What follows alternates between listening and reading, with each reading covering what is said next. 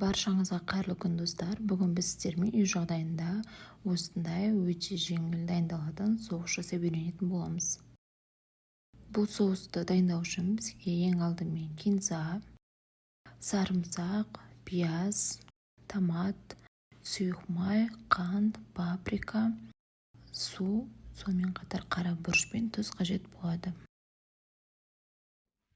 Ең алдымен пиязымыз бен сарымсағымызды тазартып жуып аламыз. Одан соң пиязымызды осылай бірнеше ірі бөліктерге бөліп аламыз. Блендерға салғанға тез араласу үшін осылай бірнеше бөліктерге бөліп кесіп дайындаймыз.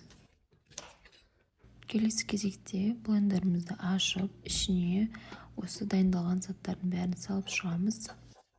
Мен кинза қостым, сіздер сонымен қатар укроп, петрушка өз қалауларыңызға қарай қоса берсеңіздер болады. Одан соң пияз, сарымсағымды, 1 стақан суымды, сұйық майды құйдым. Және де келесі кезекте 4 ас қасық томат қостым. Кез келген томатты қоса берсеңіздер болады. Және содан кейін 1 ас қасықтай шамасында қант қостым. Оның үстінен қара бұрышты және де тұзымызды өз қалауларыңызға қарай қосатын боламыз.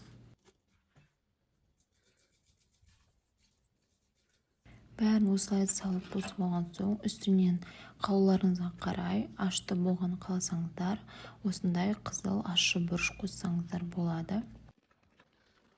Және де дәмі одан да дәмдірек болу үшін паприканы қостым. Осылай барлығын блендерімізге салып, оның қақпағын жақсылап жауып аламыз. Блендеріміз қақпағын жақсылап жауып алған соң, оны араластыратын боламыз.